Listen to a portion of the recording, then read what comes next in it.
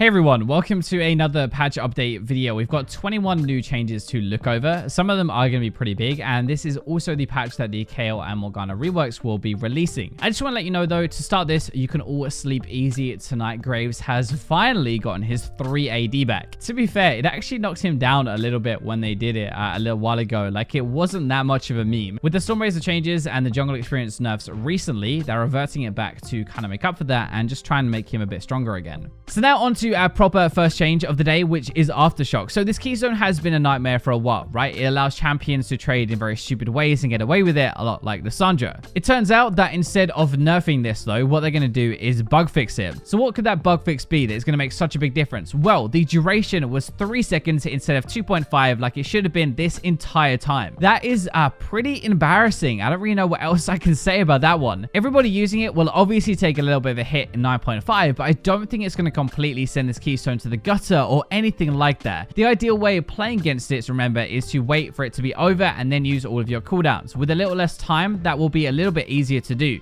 Another keystone that is getting a nerf is Conqueror. So the adaptive force is now 2 to 6 per stack, which is 10 to 30 at maximum stacks. That is from 2 to 10, which was a 10 to 50 max, and that was actually from 3 to 15, which was a 15 to 75 max before that. The stack duration for ranged champions is 2 seconds from 3 originally, by the way. That was changed halfway through patch 9.4 if you didn't catch it. It doesn't look too rough. Actually, it does look pretty bad, but it's even worse than it looks. Remember, this is force, right? And so force for AP champions is fine. Like, it's 30 AP. For AD champions though, one adaptive force is 0.6 AD. So that is now 18 AD total. When this first launched, it was 45 AD. The old Conqueror before the rework, that gave 35 AD. So actually, it's pretty awkward, really. Like, it's so much worse now. Just to compare things to make it a bit easier to look at, this is 18 AD at level 18 with 5 stacks, right? The old Conqueror gave 18 AD at level 8. The new one at the start of 9.4 was giving 18 AD at level 6. That was a bit ridiculous. I will admit that. The one you've been playing with though recently at the end of 9.4 was 18 AD at level 10. I don't think I even need to say much more, to be honest, after that. It's going to be worse, a lot worse, and I'm not sure what the plan is moving forward with this keystone because that's a bit of a joke. It's like a slap in the face to any champion using it. Yes, it was a bit too strong after they reworked it, but I mean, like, come on now. Like, that's half the AD before you reworked it, and you have to stack it 5 times.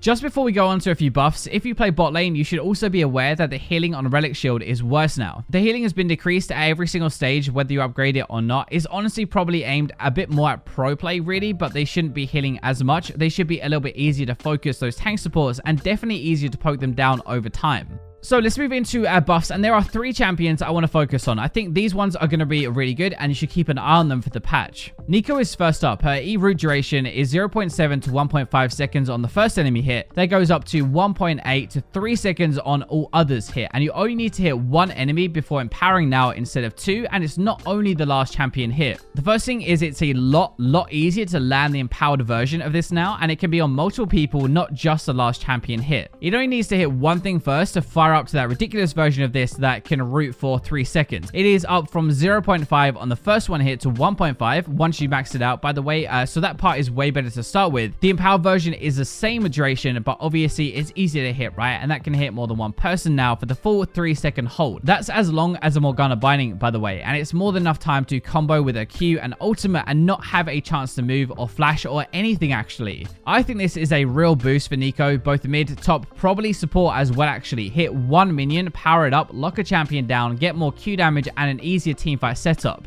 Right, so second one, Skarner. Spire radius increased and removed from the minimap when it's taken. A red buff Spire now covers Krugs and Raptors. This should be your second champion on your radar for 9.5. And in case you don't play Skarner, which is probably everybody except that one Skarner main watching this video, his Spires are crazy. He gains move speed, regens a ton of mana, and gains a ton of attack speed. I'm talking like having a Shiv and rapid fire level of attack speed. That means he can clear the jungle much faster now, so that is more gold, it's more ganks, but it's also taking less damage in the first place. It also means that if he controls one of them, it is way harder to fight him actually and invade him or anything. The range is bigger. He will chase you down. He will win that fight almost guaranteed while he's in there. The last thing is that just no one can tell where you are on the map anymore when you capture a Spire, which was kind of like stupid in the first place, really. But overall, these buffs should actually help a lot, I think, and it will be a lot better.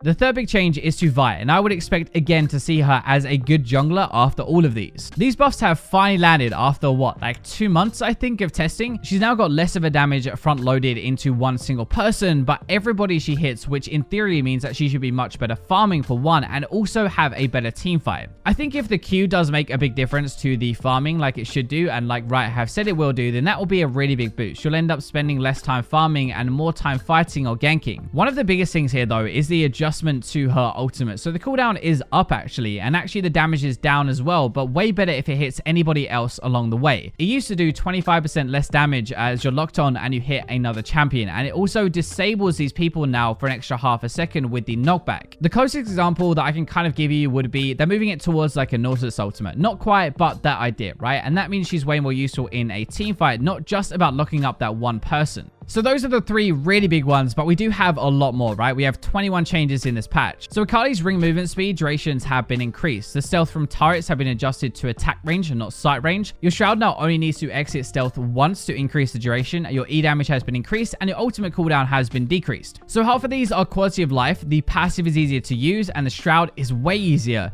You'd have to have gone out of stealth 6 times before to extend the duration by 3 seconds, and now you've got to do that once. It is so much easier to use. That will help like worse Akali players, but the straight up buffs are the E damage and the ultimate shaving off 20 seconds off it rank 1. I don't think these will be enough to make her really good again, but they will make her feel better to play, and I guess that is a good start. Rakan's W damage and dash speed have also been increased this patch, and the W damage is actually only if you max it out, by the way. The difference is rank 5, not rank 1, and I don't think I've seen anybody max W in a long time. The dash speed was 1400 to start with though, and up to 1480 with boost, but that is now just a flat 1500 regardless of whether you have boost or not. It is still going to be worse than the version we had before this happened, but it is still better than before, and it gives you a bit more of a chance to hit it.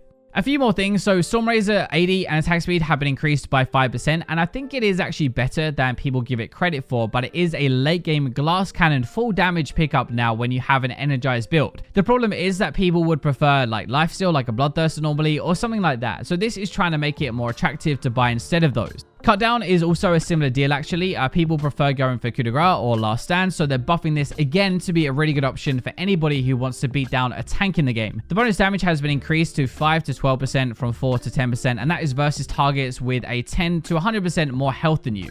Now we're moving on to our smaller changes for the overall game, but some of these are actually pretty good if you play the champion getting buffed. So like Tryndamere, his passive crit chance cap has been increased late game from up to 35% to now 35 to 50% at levels 1 to 16. This is one of the biggest like small buffs, I guess, if that makes sense. Like it might not seem like a big deal, but with the crit rework, the percentage chance from items was changed and you couldn't hit 100% anymore late game with 2 items. Now though, you get 25% from Shiv, 25% from Infinity Edge, and 50% from your passive, which is hitting the sweet spot, the 100%. It obviously doesn't help you early game at all, but it does help you mid to late game, which I think is where you'd want to shine anyway, and it does buff him at that stage of the game. Gangplank is another one, and your cakes will be doing 20 more damage rank 1, and since you max it second, that will stay there until about a level 10, I guess, so it's for the lane phase mainly. His ultimate is also going to be doing 60 more damage rank 1 and 180 damage or more rank 3, which is pretty good. He's definitely been struggling recently, so this is a good start. I actually kind of expected him to be decent after the crit rework, so maybe this is the kind of nudge that he actually needs.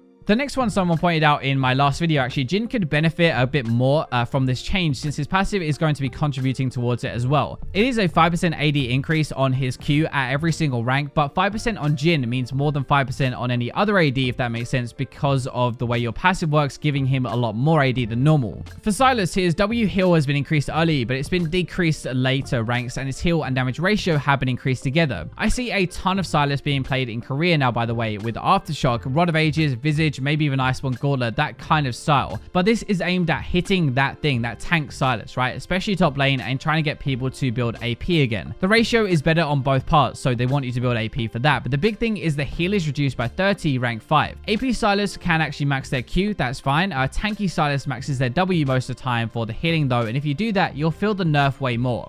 Cho'Gath has also had his E damage increased by 2 to 10 rank 5. The 2 part of the rank 1 just makes you laugh. Giving him better trading in lane phase though, or better jungling if you decide to go down that route as well. Most do actually max this first, so you'll get the benefit out of it, but I honestly just have to feel like there are better tanks out there at the moment, like a Skarner or a Poppy, so I'm not sure why you'd pick it.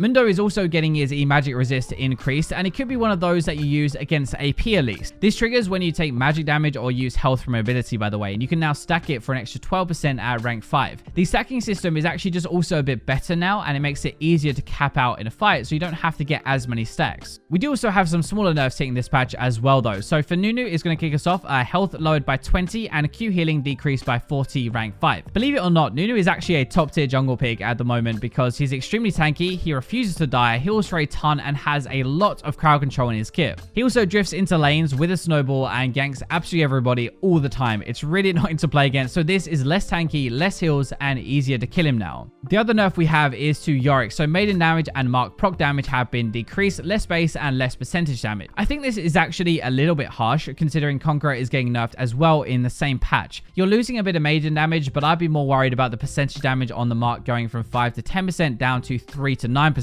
The last thing to talk about, I guess, is the Kayle rework. She's getting a full rework on this patch, but I've gone over it quite a few times, and I'd recommend checking out the Champion Spotlight, which I'll link down below if you'd like to see how she works properly. Honestly, it's too much to cover in a video. Just watch that, see what her abilities do, but pretty much she's rubbish until level 11, and then pretty much overpowered after that. Morgana is basically the same champion, so don't worry about that. Slightly more damage on her pull for low health targets, and she gains move speed towards champions that are tethered with their ultimate, so it's hard to escape.